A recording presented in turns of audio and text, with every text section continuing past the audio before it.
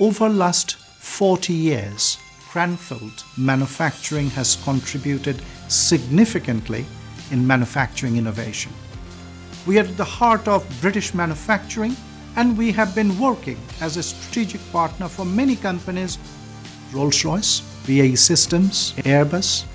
And in Cranfield Manufacturing, we have focuses on technology and management needs for the future.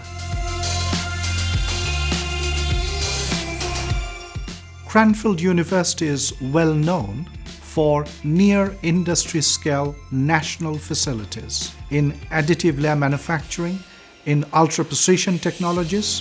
We can take an idea from fundamental science, then we can actually create an entire solution and actually help industry to implement that within business. The experiments we're doing here are trying to measure temperature in terms of the energy of molecules in a gas. And in 2018, we're going to redefine what we mean by 1 degree. 1 degree is going to be a direct measurement of an amount of energy.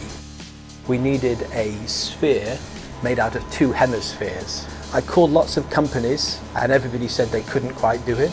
We began working with Cranfield, and the inner surface here is what Cranfield machined with their ultra precision apparatus.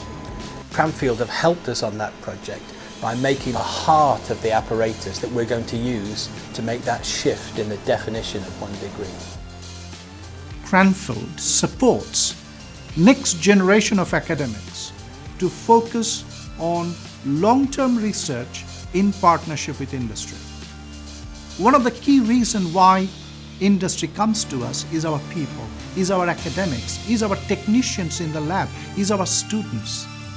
I wanted to come to Cranfield because it's very tightly related with industry. My PhD is about brush electroplating, which is a coating technique. The industry has been focusing on the replacement for around 10 years.